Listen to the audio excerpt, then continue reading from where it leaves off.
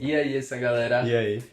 Hoje começando aqui um episódio especial de novo, É sempre especial, né? mas vamos agradecer aqui primeiramente a Iron Comics, uma empresa de importação que nos fornece nossa estrutura, parceira da gente. E é uma empresa de importação, então quem quiser trazer produtos da China para cá, ou então de qualquer outro lugar, entre em contato e os links vão estar aqui na descrição. E é isso, hoje um convidado muito especial, o João, Se nosso apresenta aí, amigo. João. Se apresente um Tá, pouco. meu nome é João Pedro, né? Como Certo. vocês sabem, João Pedro Brasil. Eu sou estudante de psicologia na Unassal, estou atualmente no nono período e eu já dei várias palestras, já fiz algumas oficinas. Eu gosto muito mesmo de psicologia clínica. No entanto, como eu não tenho meu CRP, mas eu atendo na clínica escola desde o oitavo período, eu estou trabalhando como terapeuta ABA, que seria intervenções comportamentais em pessoas que têm transtornos de neurodesenvolvimento, né? Que Boa. seria autismo, DI, Uhum. TDAH, transtornos que são genéticos genéricos. Inclusive, hoje, eu vi no Diário de Pernambuco, uma página daquele tamanho, postou sobre uma probabilidade de adultos estarem pegando TDAH. Estarem pegando TDAH por causa do uso do celular. Tipo, pegando, isso não existe. Ou é genético ou é genérico. Ou Como se você fosse nasce, contaminando ali, né? isso não existe. Sim. É uma banalização de um transtorno muito grande. E essa pauta do TDAH, falo isso porque eu tenho TDAH, é o que me pega muito, pô. E hoje tá sendo realmente um tema muito banalizado, assim, de... Todo mundo acha que tem É TDAH por alguma normal. E coisa acha do que É tipo. sabe como se falar, né? fosse bom, inclusive, eu ter TDAH. Sim, exato. Por que ninguém tem um transtorno de narcisismo? Uhum. Eu falo, tipo, eu tenho um transtorno de narcisismo. Não, eu tenho TDAH. É como se eu tenho uma fuga da minha realidade. Atualmente eu tenho TDAH, porque isso vai me confortar. É como se estivesse respondendo pelo meu erro. Tipo, eu posso porque eu tenho isso. E como é que faz pra se dar o diagnóstico mesmo de um TDAH? Vê, existe uma coisa chamada DSM, não? Tá. Que é um livro de transtornos, assim, Uhum. e que tem os sintomas a serem seguidos. Tem os critérios. Você tem que ter uma quantidade específica de critérios. As pessoas veem o TDAH como déficit de atenção e hiperatividade. Existem três tipos, Uhum. que é o déficit de atenção, é a hiperatividade e é o déficit de atenção e hiperatividade, os dois juntos. O que acontece é que não só a hiperatividade e déficit de atenção. Certo. Por exemplo, dá para confundir déficit de atenção e hiperatividade com ansiedade. Porque se eu estou ansioso, automaticamente eu vou ficar com uma estereotipia, minha perna vai ficar balançando. Eita, eu o tempo todo. Isso não necessariamente que você é hiperativo, você pode ser ansioso. Uhum. E as pessoas estão confundindo isso em excesso. Quem tem TDAH tem desregulação emocional, com ênfase em raiva, por exemplo. Uhum. Quem tem TDAH tem mudança de humor abrupta. Então você está sempre pensando. Então é como se em um dia você acorda feliz e em um minuto você já está triste. Isso não significa ter um borderline, meu humor muda muito. É não, é porque eu estou numa constância de pensamento que está acima do outro. Então assim, é muita coisa. Muita coisa. Para a pessoa dar banalizando o TDAH e que como se fosse algo normal. Aí eu falo, eu tenho TDAH, a galera começa como se, tipo, besteira, é comum. Sendo que pra mim não é besteira, porque eu passo, eu sei a dificuldade que é. Uhum. Ontem eu saí de casa de noite e eu deixei o fogo aceso, pô. A noite Sério? toda, velho. A noite toda. Caralho. A noite E todinha. tipo, Minha assim. avó, cheguei em casa, minha avó, caramba, não acredito. O acaso podia ter explodido, podia ter explodido. Podia, podia. Uhum.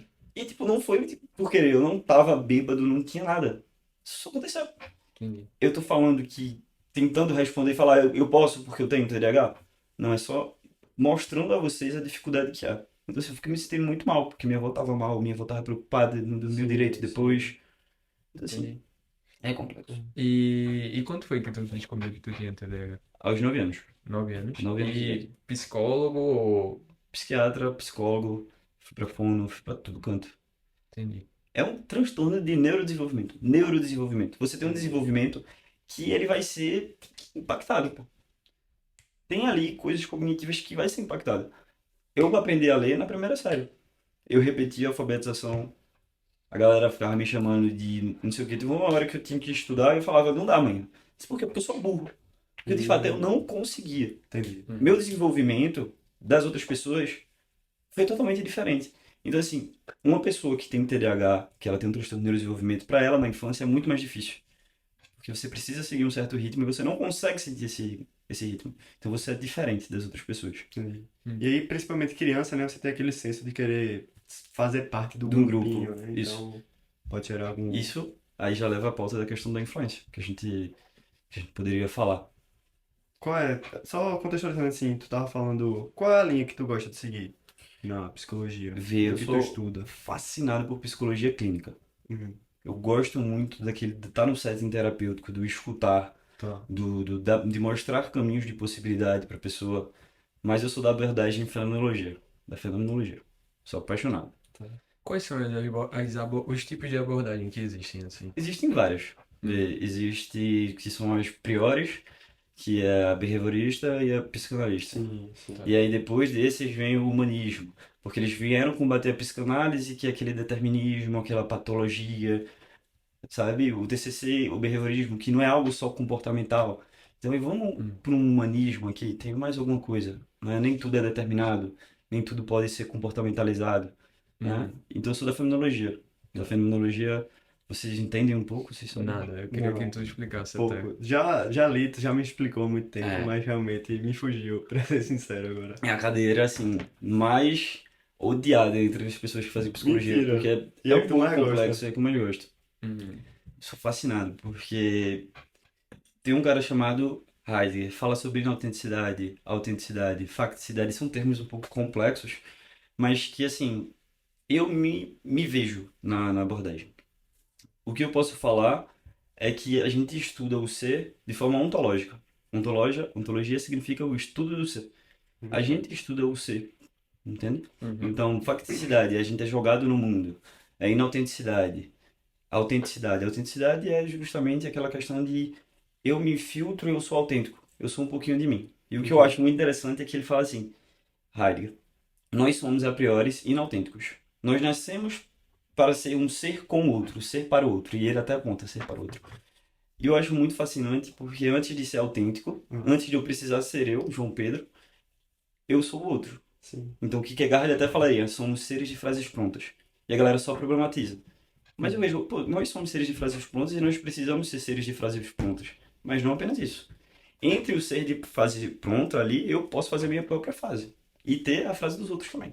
Isso é necessário. A gente vive numa cultura, a gente vive com as outras pessoas. Somos seres de relações. A gente precisa ter aquele questão de religião, A base da sociedade, Senso né? de pertencimento, né? entende? Então a pessoa, pô, eu quero ser autêntico. Por que não ser autêntico e inautêntico ao mesmo tempo? Entendi. Entendi. Pô, isso aí é uma viagem mesmo, né? E a gente tá falando da criança, né? Justamente ali, do convívio e desse senso de pertencimento.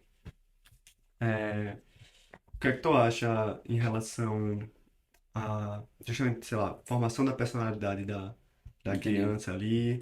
O que é que isso pode influenciar no convívio com outras crianças? Elas realmente querem fazer parte de um grupinho, Entendi. sabe? Vê, tem uma coisa que eu queria puxar, depois eu posso puxar para a personalidade, pode ser? Pode, claro. Na fenomenologia, que é o que eu mais estudo, veio vários livros assim, a gente estuda a questão da angústia. É muito impactante a questão da angústia. E Heidegger fala, tonalidade da angústia, tonalidade do tédio. Tá, o que significa tonalidade a priori? Tonalidade é a minha relação que eu tenho com o outro. Tu me afeta, eu te afeto. É uma dualidade que sempre vai acontecer.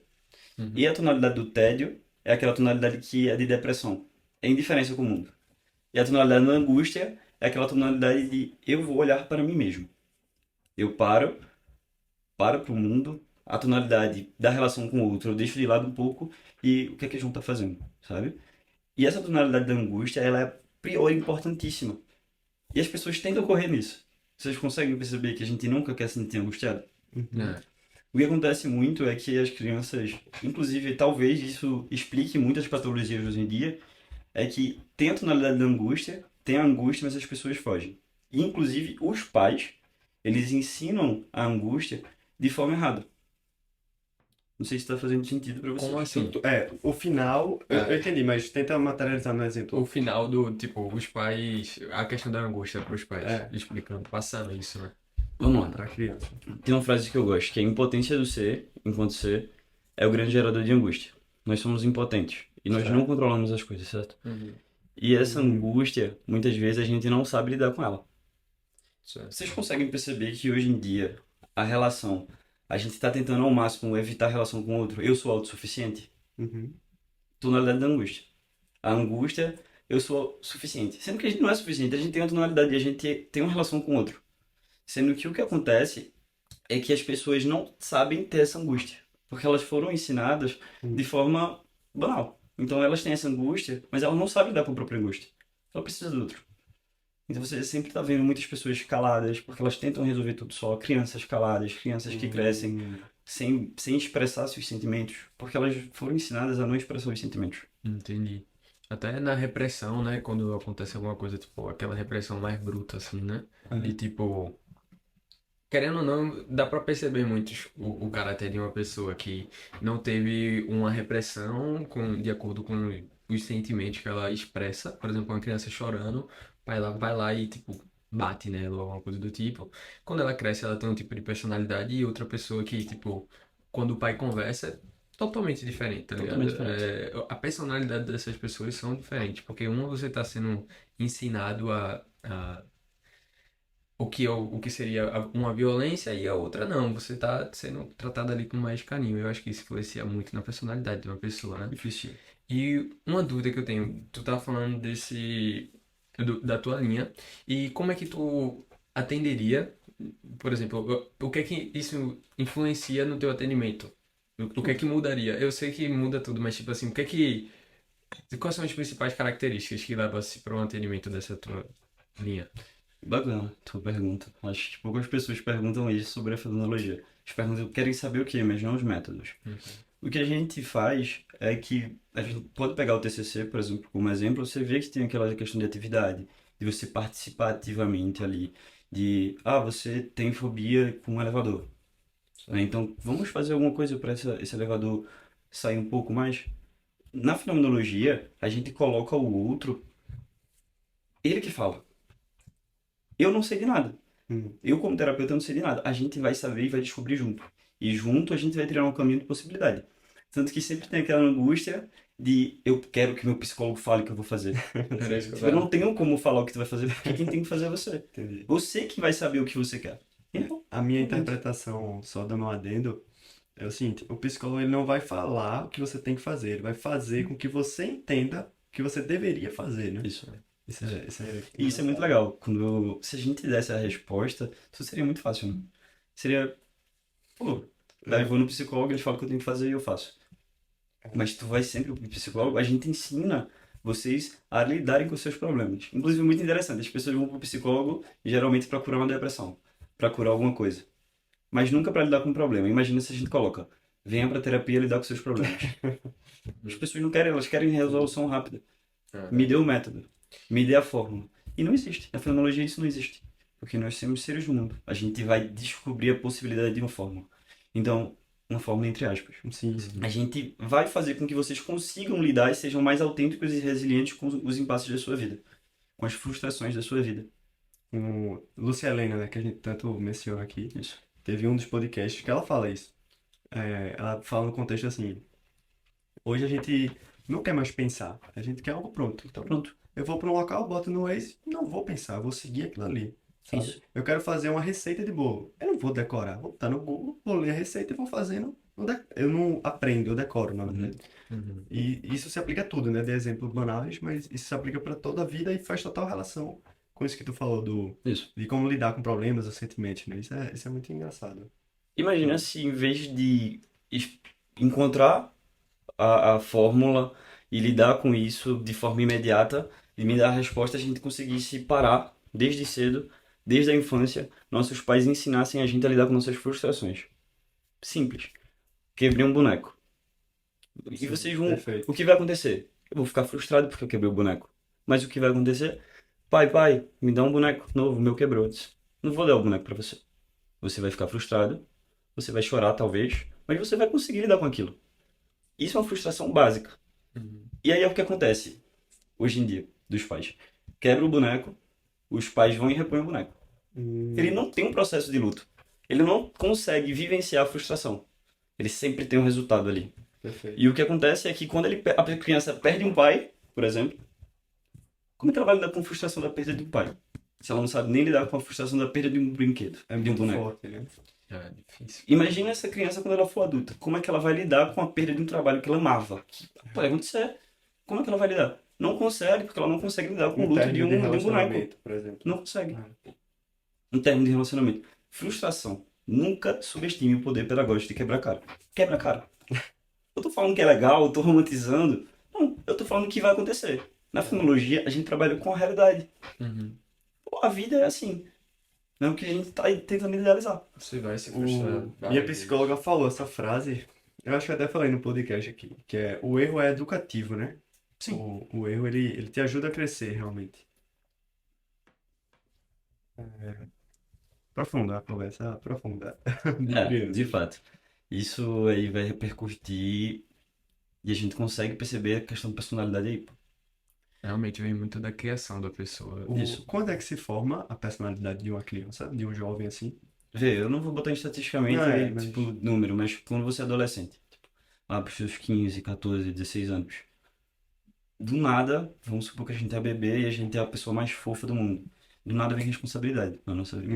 Então, que, tipo, eu preciso ser alguém, eu preciso de um grupo. Eu vejo que tá todo mundo inserido ali, o que é que eu posso fazer? Série de relações, Hagin fala. Então nós somos seres que precisamos dessa inautenticidade, assim como eu citei lá no começo. Nós precisamos estar culturalmente em algum meio, em algum contexto. Isso satisfaz a gente precisa disso para sobreviver. E o que acontece é que muitas vezes essa criança, ela não consegue encontrar um ambiente que ela se encaixe. Isso é péssimo, né? Tipo, eu acho que eu quando era criança, pelo menos, eu tinha. Eu sempre fui muito. Assim, eu sabia lidar com as situações, independente das que fosse. E eu tentava, quando eu era menor, meio que me encaixar em todos os grupos. Independente se eu me sentia à vontade ou não, eu tentava me encaixar. Porque, tipo, eu queria conhecer um pouco mais daquela realidade, daquele grupo. Porque eu ficava pensando. Uma, uma, uma obra que eu sempre tive foi, tipo. Eu fico vendo as pessoas vivendo assim e fico imaginando, tipo, o quão grande é o mundo de cada pessoa individualmente. Porque Uhum. eu tenho a minha visão de mundo e, tipo, em seguida todo mundo tem a sua. Porque, tipo, cada pessoa é um indivíduo diferente. Então, Sim. eu tentava me aproximar de pessoas que tinham características totalmente diferentes das minhas, de personalidade e tudo mais, para saber entender um pouco mais dela. Com o decorrer do tempo, eu fui ficando um pouco mais fechado para isso. Até conhecer novas pessoas e tudo mais. Eu acho que muito por causa da frustração de conhecer a pessoa e falar, é, talvez não fosse isso, né? Que eu tava imaginando. Então, foi simplesmente deixando de entrar. Mas eu acho isso uma coisa, porra, muito massa de você olhar essas angústias de uma forma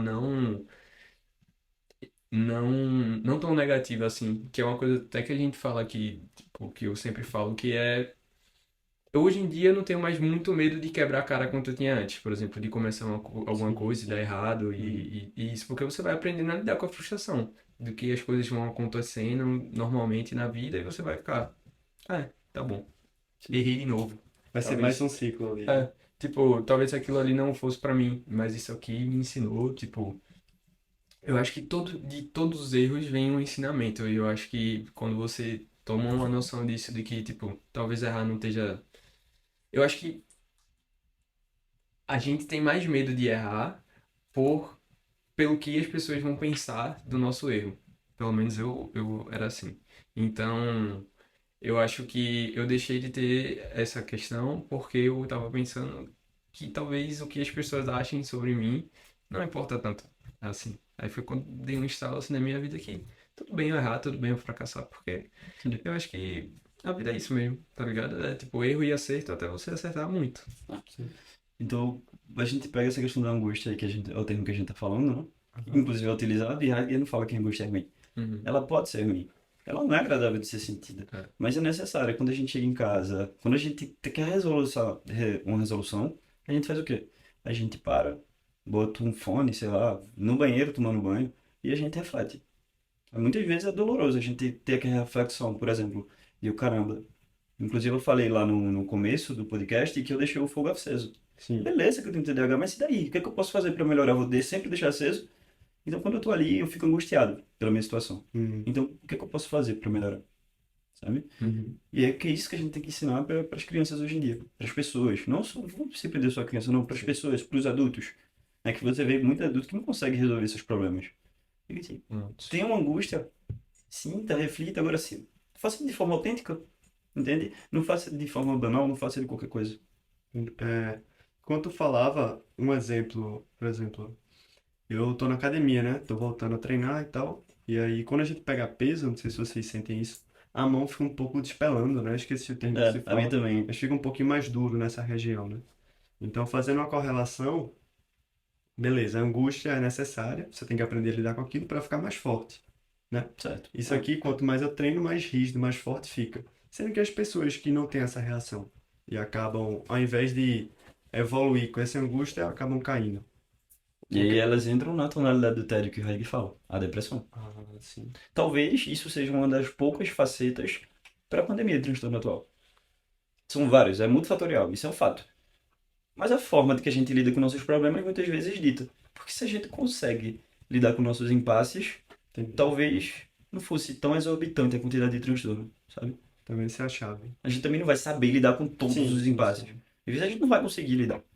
A gente precisa do outro ali. Por isso que a gente chora, a gente nasce chorando. E as pessoas querem tomar de nossa essa possibilidade de chorar. Vê que loucura. Por que eu não posso chorar, porra? Me deixa chorar. Então, tipo, as pessoas que querem chorar, se a gente chora, é porque, de fato, a gente não consegue lidar com muita coisa.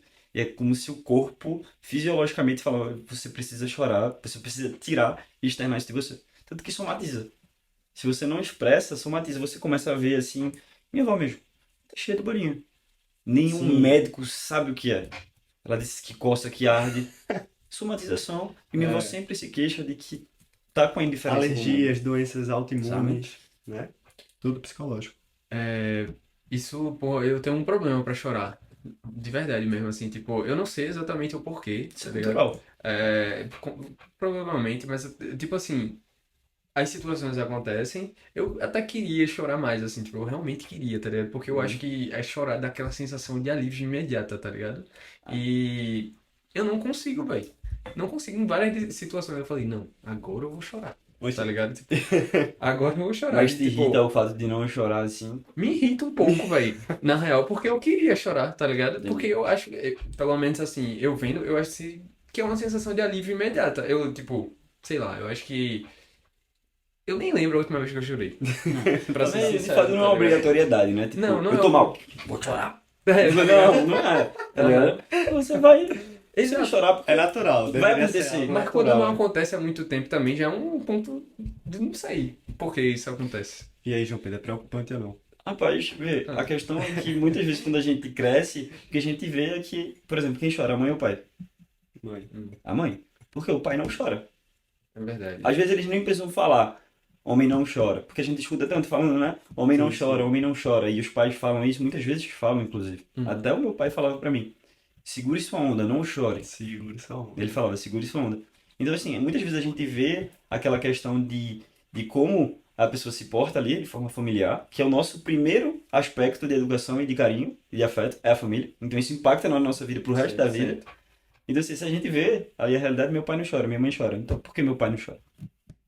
Eu sou homem, igual ele, então, eu não vou mesmo, vou Aí vem o chorar. complexo de Édipo, da identificação, né? Isso. Além do aspecto cultural de que o homem precisa ser mais potente, que o homem precisa ter mais dinheiro, que o homem precisa ser mais isso, aquilo, sabe? Aham. Isso também impacta no choro. Tudo impacta no choro.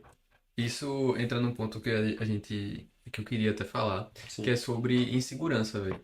Eu acho que como é que a psicologia, na verdade, analisa esse ponto da insegurança em si? Tipo, insegurança não só de você mesmo, mas também num relacionamento, por exemplo. Como assim? Por exemplo, como é que seria tratado uma insegurança, por exemplo, com relação a características físicas? Todo mundo tem algum tipo de insegurança. Então, tipo, como é que a psicologia vê esse ponto? É interessante. Na verdade, a gente entende como ser humano, primeiro, Uhum. porque se a gente tem uma relação com o outro, a gente tem um certo idealismo a respeito do que eu devo ser e o que eu preciso da forma que eu preciso me portar. Sim. Perfeito. Automaticamente, a gente vai perceber que enquanto falha, a gente não vai seguir essa estrutura de forma sólida e fixamente e sempre. A Uhum. gente nunca tem o mesmo perfil e a gente nunca tem a mesma constância.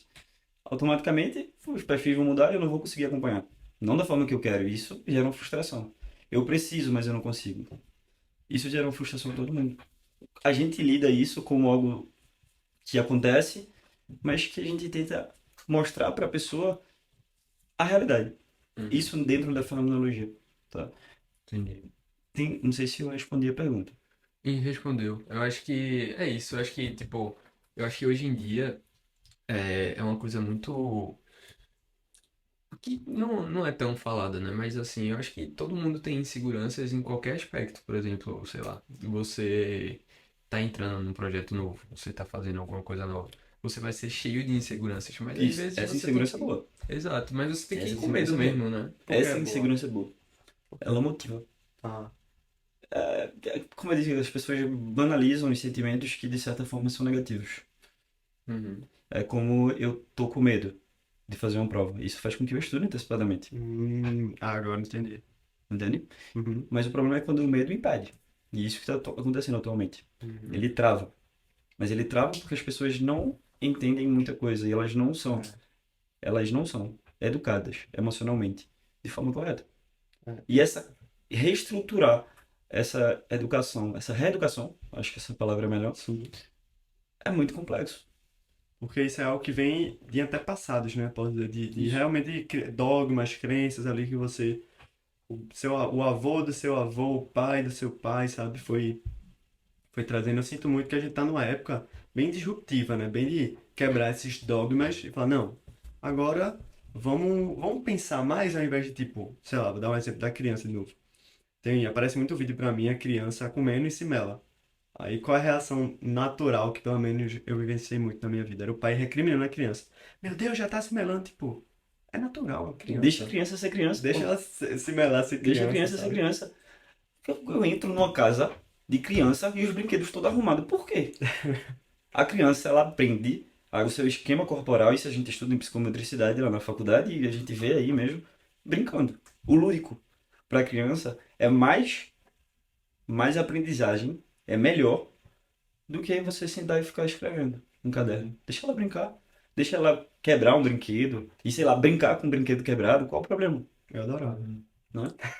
Ah, vocês querem saber uma Adorava essa curiosidade palavra. muito legal sobre o TDAH? Ah, Já que a gente está puxando com certeza. psicomotricidade. Se chama algo. Quem tem um transtorno de neurodesenvolvimento é uma pessoa que tem um desenvolvimento impactado, certo? Isso. Então, o que acontece quando uma pessoa ela tem esse transtorno, ela tem um esquema corporal de forma desorganizada. E eu vou explicar com algo empírico. Eu escrevo com a mão direita e estudo com a mão esquerda. Meu olho dominante é o direito. Eu tenho lateralidade cruzada. Sim. Mas o sentido não era para ser homogêneo. Uhum. Minha lateralidade deveria ser, eu deveria escrever com a mão direita, chutar com a mão direita, meu olho dominante deveria ser o É direito. direito, é. Mas não acontece. Por quê? Porque o meu desenvolvimento, ele foi um pouco impactado. Então meu esquema corporal é desorganizado. Eu não conseguia nem ler quando eu era pequeno. As pessoas liam e ainda não estava lendo. Entendi. Eu chuto com a esquerda e escrevo com a direita. Isso é muito interessante. Inclusive até pra gente conseguir perceber que dos nossos filhos que talvez tenha alguma coisa. Eu tô vendo que meu filho tem dificuldade de aprendizagem. Ao mesmo tempo eu vejo que ele escreve com a direita e chuta com a esquerda. Pô, isso pode ser um insight, sabe? De alguma coisa. Não tô falando que é determinado. Tem lateralidade cruzada, tem transtorno de neurodesenvolvimento. Não, às vezes isso acontece. Às vezes é só contexto de vida mesmo. A criança tem uma família conturbada, os pais brigam muito, isso impacta nela. Sim, Isso sim, impacta no lógico. desenvolvimento da criança. Com certeza. Então não tô falando que é transtorno, mas que, pô, tem alguma coisa ali acontecendo. Tem alguns outros fatores que influenciam também muito, né? É. É, é, eu acho que, pô, é muito interessante a psicologia, porque você entender exatamente como é que você funciona é uma coisa que ultimamente tem me interessado muito, porque quando você sabe de onde é que vem os seus sentimentos e como eles acontecem, eu acho que você começa tipo, reconhecer algumas das suas coisas e acabar se tratando. Eu acho que a terapia me ajudou muito nisso. O que tu tava falando, voltando um pouquinho Tá. nessa questão de tipo o psicólogo não dá uma resposta direta. Muitas vezes eu queria essa resposta direta, Né? eu fico me fala o que eu tenho que fazer, tá ligado? Mas eu acho que até esse processo que acontece do psicólogo lhe chegar a fazer, tipo, fazer você chegar numa resposta é o que realmente vai mudar as suas atitudes É o que com relação importa. a isso. Porque É o que se importa. ela só se desse uma resposta, eu ia falar, beleza, foda-se, não ia fazer nada, sabe, com essa informação. Porque às vezes quando é pronta já você não vai mudar, porque. Além do fato de não ser uma atitude sua. Uhum. É o que ela acha que é certo. É o que ela faria. E não o que Sim. Bruno faria. De Entendi. forma alguma. Se eu falar para o meu paciente, ele tá com impasse no trabalho. Ah, conversa com fulano e fala aquilo para ciclano. Quem ia fazer isso? Era eu, João Pedro. Não era o meu paciente. Entendi. Não faz sentido nenhum. É ele que tem que buscar as respostas. Pô, na maior parte do tempo tu tá só. Quando tu estiver sozinho, como é que tu vai lidar com as tuas coisas? Tu vai ligar pro teu psicólogo para perguntar, ó, tô sentindo tal coisa. O que é que eu tô sentindo? É muito frustrante o fato da gente ter um sentimento e uma emoção e a gente saber que ninguém nunca vai compreender 100%. Uhum. É O realmente. psicólogo, eu tô ali escutando, dando total ênfase e presença ali naquele momento. Mas eu não consigo sentir 100% e me colocar 100% no seu lugar. Eu vou entender, eu vou compreender, eu vou te ajudar a buscar um caminho. Mas eu não vou fazer o caminho para você. O Uhum. caminho quem faz é você. Isso muitas vezes é frustrante, né? Essa eu preciso fazer. É verdade. Mas a gente tenta deixar isso o mais confortável possível. Entre aspas. Tem muito desconforto no processo. É realmente você reconhecer alguns erros e acertos que você está tendo e talvez alguns problemas que você tem que você joga responsabilidade no outro. E muitas vezes o problema na verdade é você. E até você descobrir que você é o problema é complicado. Ah, Se fazer perceber isso, tipo assim. Eu acho que hoje, na verdade, a maioria uma coisa que minha psicóloga me fez perceber foi que, tipo, na verdade, tudo é responsabilidade minha. Tudo. tu quer Tudo. saber Tudo. o cara perfeito que fala sobre isso? Ah, Que é da fenomenologia existencial? Sartre. Ele fala que o inferno são os outros. O ser humano, ele não quer lidar com seus problemas, então ele culpa o outro. é verdade. Dentro do relacionamento, 100%. é sempre assim. Ele sempre Sim. culpa o outro. Vamos supor que você está numa relação e você não faz suas coisas e você sempre culpa a pessoa que está na sua relação. Eu não consigo fazer isso porque eu não tenho tempo por causa de fulano. Eu não consigo fazer isso porque fulano está sempre brigando comigo. Uhum. Aí beleza, eu vou terminar com fulano, mas eu continuo sem fazer. Quem é que eu vou culpar agora? Então, isso vai vir uma angústia de perceber que esse desejo talvez não tivesse nada a ver com o outro. Era responsabilidade minha e eu não quero lidar com isso. Aí Sartre fala, o inferno são os outros. E Entendi. você é responsável pelas suas atitudes. E eu acho que esse é um dos processos mais importantes. Você perceber que você, na verdade, é o protagonista da sua vida e você tem que agir como tal. Porque quando acontece alguma coisa, hum, se a pessoa lhe fez alguma coisa. Não tô falando de atos totalmente malucos, assim, né? Mas quando alguém lhe faz uma coisa que você não gostou, isso também chega a ser um pouco de responsabilidade sua, porque talvez deu esse cabimento ou não. Óbvio que tem situações e situações. Mas você se propôs àquela situação de estar convivendo com aquela pessoa. E se você continuou naquilo, é pior ainda, porque você tem 100% de responsabilidade naquilo. Óbvio que algumas coisas acontecem das outras pessoas que você não tem tanto controle, mas Uhum. eu acho que isso é a minoria dos casos. E esse processo de você perceber que até atitudes de pessoas que lhe causam algum tipo de dano, alguma coisa, e na verdade são responsabilidades suas, pela forma como você reagiu, pelo como você está se sentindo, eu acho que foi uma das melhores coisas que me aconteceu com relação à psicóloga, assim, sabe? Bacana, Um dos melhores aprendizados que eu tive. bacana. É, é muito bom isso. Como é que vocês lidam com essa questão de controle? E impotência. Eu não posso controlar tudo, mas ao mesmo tempo eu quero. Eu não posso fazer com que fulano haja da forma que eu quero que ele haja. Muitas vezes você está numa relação, por exemplo, tu e a Amanda. E a Amanda faz besteira, normal, acontece. O Neves faz besteira. E eu não queria que ele fizesse isso. Eu me sinto irritado. Eu preciso moldar aquela pessoa para ela fazer o que eu quero. Eu não consigo. Como é que vocês conseguem lidar com essa frustração de impotência a respeito de qualquer coisa? Manipulação. Eu acho que não. Eu acho que esse é o caminho. É, Esse é o caminho. eu acho que essa é Eu uma acho que boa pode palavra. encerrar o podcast. Tô brincando aqui. Brilhar. Não, mas só pra descontrair, porque tava muito sério. Aí eu gosto de falar em momentos sérios, assim. Não, mas... Muito Mas bom, eu muito acho bom. que essa é a chave mesmo Né? pra realmente fazer Ó, isso. eu Mas até sério, achei um sério. pouco Tu maquiavélico, tem assim, alguma dica? em relação a... Vamos falar Ah, como a gente controle. se faz sobre Vai. isso e depois tu Foi só fala brincadeira. como talvez Tudo a bem, gente... não, mas foi legal. um corte. Esse com certeza vai ser. Eu faço questão de fazê-lo. Quer começar a falar? Fala aí. Tá. Então, eu vou falando e pensando, tá? Pra ser sincero, realmente faz tempo que eu não pensava nesse sentido, mas, por exemplo, acho que ali pandemia foi um momento de vida, transição ali, né? Realmente se tornando um hominho, né? Acho que pra mim foi o quê? 20, né? 2020, 19, assim. Eu senti uma certa necessidade de controle, de fato. De ter tudo ao meu alcance, tipo assim, nada pode dar errado. Se alguma coisa sair do controle, deu errado, foi ruim. Foi algo ruim. E quando tu percebeu que não era bem assim? Então, quando. Aí eu ia fazer isso. Quando, de fato, eu comecei a vivenciar mais as coisas da minha vida e tomar mais à frente e levar mais pancada. De falar assim, eu errei e agora eu tenho que consertar isso. Ou, tipo, não, deixa que eu quero escolher meu próprio caminho, porque eu quero eu mesmo errar e eu mesmo tomar a decisão e entender o porquê eu errei e onde eu devo melhorar. E não escutar as pessoas falando assim, você não deve fazer isso porque vai acontecer aquilo. Sim, aconteceu aquilo com você, comigo vai ser diferente, pô, tá ligado? E realmente foi, realmente eu aprendi. Então, a partir do momento que eu comecei a lidar com essa situação de eu vou fazer o que eu quero, e se eu errar, a culpa vai ser minha, e se eu acertar, a culpa vai ser minha, eu comecei a criar uma carapaça de entender, tipo assim, eu errei, aí eu fiquei melhor. Eu errei, aí eu fiquei melhor. E aí, eu acredito que eu fui evoluindo muito a respeito disso e consegui tirar um pouco de impotência. Tipo assim, se eu errar, tudo bem, pô, tá ligado? Eu vou aprender algo com isso. Quando um erro não é uma derrota, sabe? O erro não pode ser considerado uma derrota. E também nem sempre é uma vitória. Mas por que não um empate, sabe? Por que não eu não posso tirar algo daquilo? Então, realmente, eu me sinto muito mais leve em relação a isso hoje, sabe? Dessa impotência, assim, de não ter o controle das coisas. Eu me sinto muito mais seguro porque eu entendo que o caminho até chegar lá é muito conturbado, né?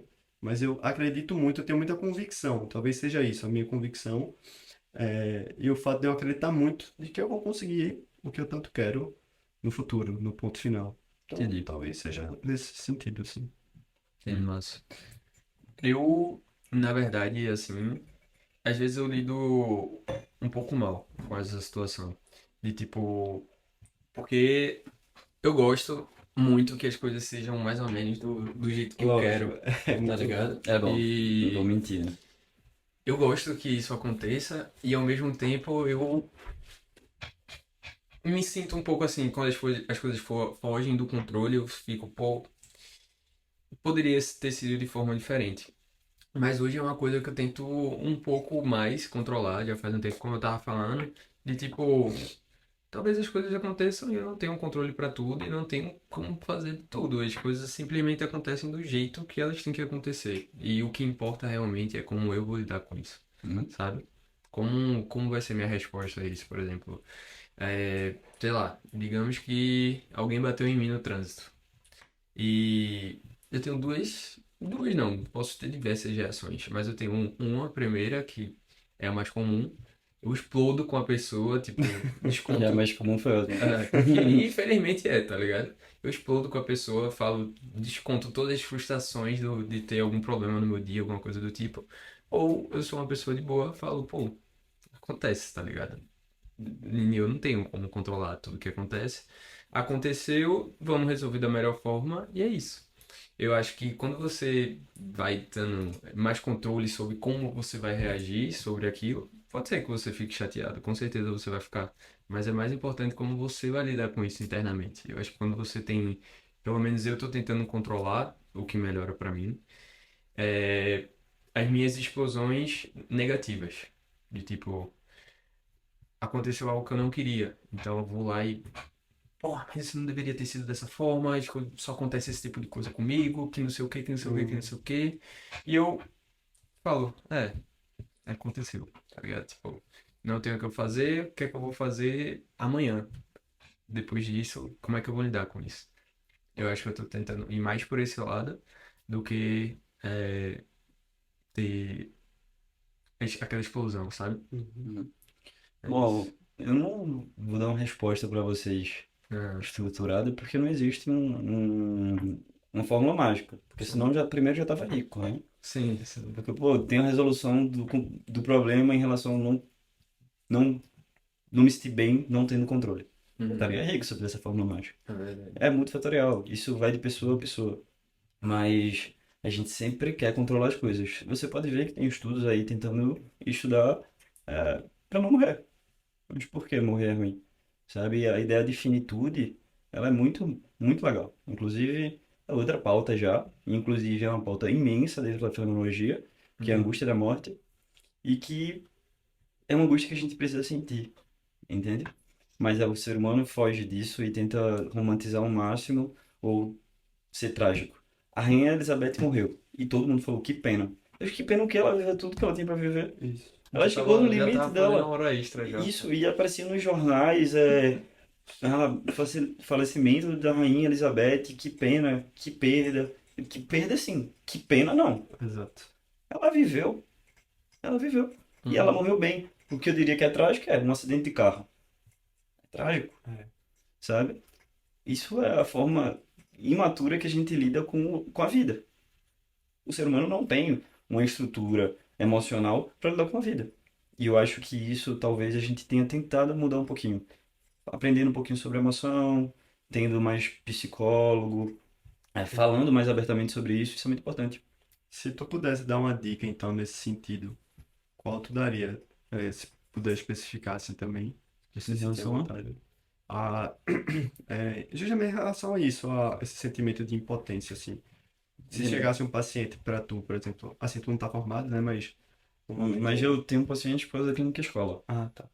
Mas aí, pronto, se um paciente chegasse com esse determinado senso de impotência, qual seria um direcionamento que tu acha interessante seguir? Óbvio que são casos e casos, né? Mas Isso. Eu não se posso puder te escolher falar um. exatamente o que eu faria. Eu precisaria de um caso, né? Sim, sim. Mas a ideia é que ela entenda. Posso fazer o que ela vai ficar mal, porque ela não consegue controlar. Fulaninho errou comigo, eu não quero que ele erre, eu quero que ele mude. Mas fulaninho é fulaninho. Não posso pegar fulaninho e fazer isso por ele. Então Pronto, assim, entendi. eu vou entender que eu não tenho Tá, como controlar isso e eu vou tentar ao máximo conversar pra gente tentar chegar num acordo, entendi. Uhum. Tá. sabe? E isso a gente lida com várias coisas. Muitas vezes eu tô mal, eu fico triste, eu faço, aconteceu. Igual o negócio do fogo. Aconteceu, eu não consegui controlar e eu também não posso voltar no tempo. Então assim, É, eu tô triste. Beleza, Mas passa. passa. É. Voltando ao assunto da morte. tá. Vocês pensam na morte? Vocês têm medo de morrer? Não. Eu tenho curiosidade. De Às morrer? vezes eu queria morrer pra saber o que vai acontecer comigo. E é exatamente isso. Mas eu tenho medo de morrer. Todo mundo tem medo, de certa forma. Tipo assim, eu tenho medo de morrer. Óbvio que eu tenho medo de morrer, mas eu não penso sobre isso. É, Sabia? Sobre a morte, Sobre a morte. a gente não pensa, porque a gente Eu... foge dela. É. Angústia da morte. A morte me traz angústia. A gente falou aqui, por causa do podcast, tudo que o ser humano foge de algo que é inerente. A angústia. Todo mundo tem angústia, mas todo mundo foge. Então, assim, por que eu não vou fugir da morte, sendo que a angústia máxima é o grande mistério da vida? Uhum. É algo que me deixa travado, talvez. E a gente tenta buscar coisas que possam limpar essa dor da angústia e da morte, sabe? Então, não sei se fez sentido. Eu não penso muito na morte, na verdade. Eu acho Mas que na verdade a não gente faria até discutiu sentido, isso. né? Não faria sentido a gente pensar em uma constância grande na morte. Eu vou viver e vou Tem gente que pensar. pilha, né, com isso. Tem gente que vai pirar e tem gente que não, mas imagina se a gente vive e todo dia a gente pensar, eu vou Viver morrer, com medo eu de vou morrer. morrer, eu vou morrer, sabe? E às vezes nem medo, mas pensar na morte. Mas eu realmente eu acho interessante você pensar, mas no sentido assim de tipo, o que é que eu quero fazer até chegar lá, sabe? O que é que eu acho que eu deveria fazer, o que é que eu acho que eu deveria evoluir enquanto pessoa, Uhum. sabe? Sei lá, tipo, encontrar um propósito de vida, acho que seria um bom caminho, por exemplo. E outra coisa, não tem como a gente pensar em tudo o tempo todo, né? Às vezes a gente tá tão num sistema tão automático, tão intenso, que a gente não consegue ficar pensando na morte porque a gente tá sempre com demanda. Pois O é. ser humano busca demanda. E quando não tem demanda, me sinto mal. Por quê? Porque eu deveria estar Vazio, agindo, né? Você sente verdade. vazio ali. entende? Eu tenho muito disso. E sabe quem fala sobre isso? Russo. Russo. Russo. Ele da fenomenologia também, mas é transcendental. Boa. E ele fala sobre intencionalidade, que seria a jogada de consciência para algo. Gestalt, ela bebe também Gestalt. da fenomenologia de Russell, e ela também, a intencionalidade seria nada mais, nada menos do que a imagem fundo. A imagem é o que eu deveria ter jogado de consciência. E o fundo é aquilo que eu não deveria dar tanta consciência. E a gente vê isso com os impasses, com os problemas. É muito interessante. Por exemplo, eu tenho um problema na relação e tem outra coisa aleatória que pra mim não faz nem sentido, mas tá me fazendo mal. A imagem deveria ser o quê? O meu problema com a relação. Mas a gente coloca no fundo aquilo que é banal. Mas o que acontece de verdade é que o que é banal vira imagem. E o que não é, Entendi. vira o fundo. Intencionalidade é a tomada de consciência para algo. A gente não vai conseguir pensar em tudo 24 horas, isso é impossível enquanto ser humano. Uhum. Mas é muito importante a gente jogar intencionalidade dentro do seto terapêutico, por exemplo. Intencionalidade, nesse caso, é tipo focar realmente no problema. É isso. Isso. Vamos de forma No real simples problema, dar o né, no exemplo da caso. intencionalidade. Eu estou conversando com vocês aqui. Certo. Minha intencionalidade, eu sinto minha camisa tocar minha pele aqui atrás. Automaticamente minha consciência vai para onde? Poxa, a camisa tocou na minha Eu pele. senti E eu agora. não consigo mais tanto prestar atenção em vocês, como estava prestando atenção antes. Fica uma atenção dividida e não focal. Uhum. E isso acontece em vários viés. Inclusive, quem fala disso também é questão de meditação. Sinta seus pés primeiro e a gente de fato sente o pé Ah, primeiro. É é verdade. guiado, né? Algo guiado. É algo guiado. Então a vida é assim. A gente Nossa. toma a de consciência. Então, qual a minha estrutura e qual a minha percepção Qual o meu para foco, qual né? vai ser o meu foco de consciência? Sim. Qual o meu foco de ciência, consciência a priori? Sabe? Eu vou usar como o que era para ser fundo na imagem, o que era para eu deixar de lado, muitas vezes a gente deixa assim, ó. Esse é o problema, quando na verdade nem é. Sim. Então a gente trabalha com essa questão da consciência dentro do estado da Entendi. tecnologia. Entendi. Isso aí Pô, foi foi massa, incrível, velho. né? Isso aí foi E incrível mesmo. realmente é uma coisa Acho que muitas vezes a gente faz, né? De tipo, tem um problema e a gente não foca no problema em si, mas em si, tipo, a gente não tenta resolver o problema. A gente quer muitas vezes culpar alguém, sei lá. Bota de fundo. Exatamente. Aí a gente muda de consciência. Foge. Mas Uhum. nunca foge. É que tá. Sempre volta. Aí na psicanálise seria o retorno do recalcado. Recalque é aquilo que a gente joga para inconsciente. Uhum. Às vezes a gente nem joga, né? Só vai automaticamente assim. Então, assim, retorno do recalcado. Muitas vezes acontece. A gente deixa a nossa consciência sempre no fundo, o que deveria estar na frente. Sim. E o que acontece é que às vezes vai vir e eu não vou conseguir lidar com isso. E a gente volta àquilo que a gente tava falando de não saber lidar com os problemas. E dentro do setting, você vai aprender a lidar com a vida. Esse é o ponto-chave. Entendi. E é absurdo esses negócios aí de você ver os psicólogos falando, ah, mas minha abordagem é melhor. Isso aí é coisa do estudante de começo período ou quem não estudou direito. Porque qual é o foco da psicologia? Bem-estar do paciente, do cliente. Seja lá como você chame ali a outra pessoa. Esse é o foco. Se a psicanálise ela tem uma intervenção ali compacta, que é baseada em evidência, e eu digo que eu acho que a psicanálise é baseada em evidência a respeito de. Nunca tem como provar que o inconsciente existe. Mas não tem um impacto ali no indivíduo? Tem, tem. Não gera um bem-estar? Por que não é Demais. baseado em evidência? É evidência o quê? O científico ou o bem-estar? O que é que a gente está procurando? Uhum. Bem-estar. Então tá vindo aí um excesso de pessoas que têm TCC porque é baseado em evidência. Eu não sou da psicanálise, mas eu defendo esse aspecto. E se você jogar isso aqui no podcast, ali, corte, que vai ter a gente criticando da TCC. Você vai ver. Entendi. É absurdo. No caso, é tipo assim, uma pessoa que não. É um psicólogo, no caso, que ele não trabalha. Ele trabalha com a teoria da psicologia e não com o foco no paciente, é isso? É, existem várias vertentes. Tem gente que só faz pesquisa, tem gente. Psicologia é imensa. Uhum. Tu tava falando de trânsito, existe até psicologia de trânsito. Entendi. Porque tu tava explodindo. Então imagina uma cabecinha ali em cada carro, estressada da rotina. Psicologia de trânsito e é muito difícil. Entendi. É expansivo demais. Então, assim, a abordagem não é o centro da psicologia. Você precisa de uma abordagem para você seguir fielmente e só a abordagem, sabe? Psicologia social. Tanto que a gente vai escolher a ênfase na faculdade, a ênfase clínico-social. Você escolhe a abordagem, obrigatoriamente, uma psicologia social. Entendi. Uhum. Mas dentro do set clínico, tem essa disputa aí de abordagens, que é mais uma disputa de ego mesmo. A gente queria. Eu queria, na verdade, só para finalizar assim, tem uma pauta assim de problemas que eu acho super relevante. É muito sobre relacionamento. A gente citou alguns exemplos superficiais aqui. Tem um específico que eu queria comentar, para saber tua opinião, a gente pode passar até mais rápido também. Mas é o seguinte, eu tava vendo um vídeo lá no Japão, de certa forma eles normalizam, bem entre aspas, traição. Vou dar um exemplo aqui para materializar.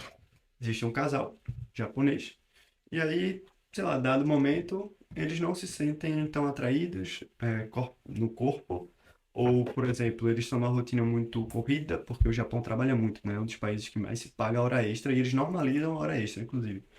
Tem japonês que trabalha fácil, 50, 60 horas semanais, super fácil, assim. Enfim. E aí o que acontece? A mulher fica em casa, o cara sai do trabalho super estressado e vai pra, esqueci o termo técnico, mas como se fosse borel, né? Tipo, cabaré, assim, da vida no Sei. Japão, e acaba se relacionando sexualmente com outra pessoa, e depois volta pra casa e dorme com a mulher, normal. E a mulher faz isso? Não. E lá, elas meio que normalizam e passam pano, tipo, ah, não, mas aí ele só dorme com a mulher, ele fica com a mulher, mas ele dorme comigo, ele vive comigo, e beleza. Aí seria algo mais cultural mesmo, né? Isso Lembra no tempos antigos? A gente tá Hum, no tempo contemporâneo, mas no moderno, no pré-moderno era assim, né? Tinha a questão lá de que pré-moderno, moderno, tu diz? o moderno, há uns aninhos atrás, Uns 2000. ah, a mulher, ela tem que ficar em casa. O homem, nessa época, ele já não, por exemplo, levava outras mulheres para casa, porque aí também não pode. É só questão Hum, afetiva. entendi. Afetiva é com minha mulher. Mas quando eu tenho algum desejo carnal, eu vou, faço, volto. Entendi. E isso não era lá considerado traição. O homem podia, agora a mulher não. Isso talvez aí, o que tu acha a respeito disso do Japão? Tu tava falando. Como é pra tu saber disso? Cara, é porque assim, não, eu não concordo, mas eu diria que é tipo, é um pensamento extremamente racional, talvez, né? De tipo, você não ter tão, não ter tanto sentimento, sabe? E tipo, dividir. Ah, eu vou ter uma mulher pra casar e ter filho, e eu vou ter uma mulher pra satisfazer meus prazeres carnais, Entendi. sabe? Tem uma coisa de. Conhece Immanuel Kant? Quem? Kant. Sim, sim. Ele Sei. fala sobre contrato. É um cara que vai estudar sobre cultura, leis, Contrato filosofia. social, né? Então ele fala de Massa. contrato. O relacionamento é um contrato, certo? Sim, sim. Então, dentro do relacionamento, se você faz esse contrato e tá benéfico, eu acho que tudo bem. É, Porque eu acho isso a também. gente não precisa de uma fórmula secreta para ter um relacionamento. Ah, um relacionamento tem que ser Entendi, assim, assim, entendi. assim, assado. É, Se pra ali tá tudo bem, beleza. eu não acho nem certo nem errado, porque, tipo, por exemplo, a gente tem os exemplos aqui de relacionamentos abertos, que às vezes dão certo, Às tipo, vezes não serve. Ah, E às às vezes dá vezes. muito errado. Sabe qual é o problema? mas Sabe qual é o tipo, o problema? combinado não sai caro, na Ah, minha sim, sim, opinião. é. Eu Entendi. acho. É, isso. É um contrato. Você precisa ter um contrato ali e jogar abertamente e conversar com a pessoa. Essa visão do contrato realmente faz sentido. Entende? Mas aí tem várias perspectivas. Você não Não, pode falar de Freud e complexo de Édipo. Complexo de Édipo porque a filha tem desejo pelo pai, o menino tem desejo pela mãe. O que acontece? Ele não pode ter, ele reprime. O que acontece muitas vezes é que o ser humano ele tem desejo por outras pessoas, isso questões fisiológicas mesmo. Mas eu não posso, porque a cultura fala que eu preciso ser monogâmico e fiel à minha namorada. Automaticamente é um desejo reprimido. Uhum. Isso acontece. Mas o problema do relacionamento aberto, eu diria que quando ele acontece quando já tem uma patologia, entre aspas, né, dentro da relação. A gente tá com um problema, então vamos abrir o relacionamento? ah, sim. Eu acho que isso aí, de Isso fato, ainda é consequência isso. de outras Então, atitudes. a gente precisa de alguma forma ficar junto, mas eu não quero te deixar, tu tá me fazendo muito mal, mas vamos tentar resolver com um relacionamento Entendi, aberto. entendi. Isso a médio e longo prazo eu nunca vi dar certo. Nunca. Ah, Não sei se você já, mas eu nunca vi dar Também certo. não. Existem relacionamentos abertos que eu acho que dão certo quando tem aquela questão de contrato inicial. Sabe? Faz sentido pros dois? os dois querem isso, então. Exato. Realmente, agora, Sandro deu mais uma perspectiva aí nisso. Porque eu fiquei abismado, realmente, quando eu vi o vídeo. Caramba, o Japão trata com tanta normalidade, né? Tá. Mas, enfim. Pra eles é. É tipo, uma pessoa evangélica, uma pessoa que é católica. Elas fazem as suas rezas e seus momentos de forma distinta, certo? Um é certo, outro é errado. Não. A pessoa que faz a reza, que reza no catolicismo e a outra que é evangélica, deveriam rezar da mesma forma? Não. É, Pra eles fazem sentido? Acabou-se. Eu acho que isso que importa. é. Boa. É, fazendo sentido. Foi isso. Então, a gente vai seguir para a etapa final aqui do episódio. Mas eu queria dizer que foi um papo de abrir cabeças, abrir mentes. Legal, né? E espero que abra a mente de mais pessoas também. Eu espero. Aí a gente tem um formato de bate e volta. A gente vai fazer algumas perguntas e aí tu vai respondendo. uma primeira coisa que vir na tua cabeça aí. Tá bom, tá bom. Eu vou começar, vou fazer a Manipulação. primeira. Não, aí não. Eu vou fazer a primeira pergunta pra tu. É o seguinte, queria saber se tu tem alguma frase da tua vida que te marcou em algum momento, que tu leva contigo até hoje, que tu, sei lá, passa até para as outras pessoas. Tá, vocês podem achar a maior besteira do mundo, mas basicamente na mesa em que eu sento existem vários eu. Um eu que é chato, um eu que é legal. Entender que eu não sou só um. Isso não seria uma frase, mas algo que eu sempre penso. Uma eu passagem. Em relação a, Eu li tipo, um livro muito bom sobre isso, velho. Eu. Não, 100 mil. É alguma coisa do tipo. Eu sempre esqueço essa ordem. Mas é 1.000, sei lá. Mas é isso.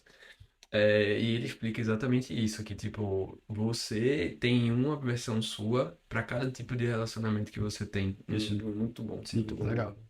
isso. E isso é muito legal. Por exemplo, até quando eu passo por situações que eu não me vejo, tipo, porque eu fiz isso, eu vacilei. Isso acontece. E aí você, às vezes, fica falando, pô, tu foi um merda, fez besteira. Mas eu sei que na mesa em que eu sento, eu não sou só aquela pessoa. Inclusive, o fato de eu falar, admitir que eu errei, que eu fiz besteira, é um grande avanço. Sim. É, tem algum filme ou documentário, livro que tu recomenda assim para tipo, quem quer dar uma entrada maior, mais aprofundada na psicologia ou então de vida mesmo? Filme Efeito Borboleta. Muito bom, Boa, pô. boa. Muito bom. É um filme que a gente consegue entender sobre controle. Pô, a pauta que a gente tava falando. Uhum. Legal. Não aceito as coisas como são. Preciso voltar no tempo e resolver. A gente sempre fala, não consigo voltar no tempo, mas se tivesse essa opção, muita gente tá fazendo isso. Com certeza. Com certeza. Eu tenho muita pira de voltar no tempo, mas não por conta disso. Por conta da, tipo, física, ciência em si, eu acho. Eu Seja acho legal. muito curioso também. Mas, enfim, eu acho que é meio impossível. Aí, a terceira, eu queria saber se tu tem algum hobby, algum passatempo, assim, que, tipo, te tira dessa tua rotina mais pesada. Academia. Eu É lembro mesmo?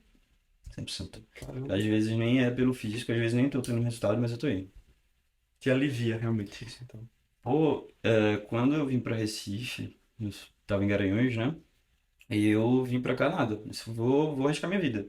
Passei 5 meses sem trabalhar, mandando currículo todo santo dia. Quando eu consegui, as portas se abrindo. Eu tava com 2 empregos, Boa. faculdade, eu tinha um relacionamento. Eu acordava de 5 da manhã, chegava em casa 11 da noite. Eu juro. Mas é porque toda vez, eu podia chegar 22 horas da noite, 9h30, mas toda noite, mesmo tendo de ir pra academia de noite, 10 da noite, eu tava lá, até as 11.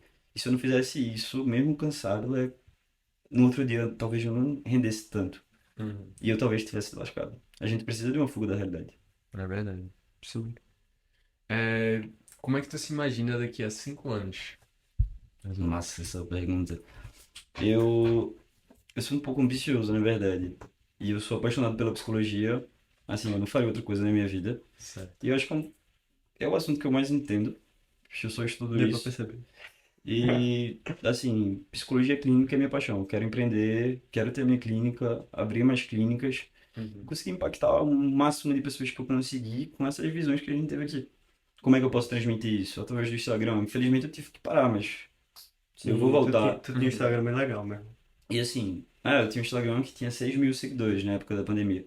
Mas ali foi até estratégico, porque no início da pandemia tava todo mundo precisando e procurou. Sim. Foi assim, tipo, 6 mil seguidores em coisas de Foi um mês, meses, pô, foi um mês, pouquíssimo 2 tempo. meses. Tu teve um resultado Hoje em de dia não engajamento. seria assim, eu acho, porque não tá mais a demanda igual tava na pandemia. Mas é um sonho meu, né? Conseguir Boa. impactar as pessoas assim. Com Eu. palestra, igual essa galera faz. E tipo, cortes de podcast. Sim, sim. Tanto que eu falei que tava ansioso, porque assim, sempre foi algo que eu tinha uma perspectiva em participar de podcasts e aparecer em cortes assim, tipo, Uhum. impactando a vida das pessoas. Pra mim isso aí seria uma realização pessoal absurda. Vai ser Nossa, muito legal. verdade. Eu vou falar a última pergunta, mas aí eu queria fazer uma depois dessa. Eu queria saber qual é o teu maior sonho. Tipo, algo que a gente falou sobre morte, mas se tu fosse morrer amanhã, o que é que tu queria ter feito? Sabe? Mas a última conversa que eu tive com meu pai foi ele falando que queria que eu não tivesse, que eu fizesse o que ele não fez. Meu pai morreu por uso de substâncias. Ah. Ele não morreu por uso de substâncias assim, tipo, foi pelo excesso, com o tempo. Sim, Ele sim. foi um suicídio indireto. Entendi. E acontece que a última conversa que ele teve, ele falou que eu quero que você se forme, seja bom e tenha um apartamento. Acho que esse é o meu sonho. Perfeito. Perfeito. É como se eu estivesse dividindo um sonho com ele. Mas ele é um Nossa. cara muito importante pra mim e é meu sonho também, então assim, É, bacana. levou junto. E aí, como é um papo mais filosófico assim, a gente não pergunta a todo mundo, mas eu queria saber, não sei se tu já encontrou isso também, mas tu tem algum propósito de vida? Tu sente que tu tem algum propósito Viver, de viver? chorar, rir, andar, correr, Viver se intensamente, machucar. né? A gente tenta buscar um sentido da vida, mas o único sentido da vida é viver. Da A verdade. busca pelo sentido é pelo encontro pessoal e de a gente tentar superar essa angústia que a gente sente em relação ao que é a vida. Sim. Mas o simples sentido da vida é viver. Qual é outro? É ganhar dinheiro? Ninguém determinou que ganhar dinheiro é o sentido da vida. Ou então ter uma coisa clínica. Isso é o meu sentido. Que eu construí É porque é verdade. importante para mim. Verdade. Então, eu acho que é isso. Eu acho que a gente tem papo aqui pra ficar trocando Até por muito amanhã, tempo. mas Mas é foi isso. bacana. Foi muito bom, foi muito bom. Só faltou o Muitíssimo cafezinho que vocês estão me devendo. Pô, É, não eu vou pagar um café pra tu quando a gente for na cafeteria estudar. E eu vou cortar meu cabelo agora, pessoal. Boa. Porque tá complicado. É, Uhum. mas é isso. Mas é isso, galera. Esse foi mais um episódio. Valeu aí, Valeu. rapaz. Falou. Falou. Evoluam, sejam felizes e até a próxima. E é E isso. não queiram controlar as coisas. Exatamente. Valeu.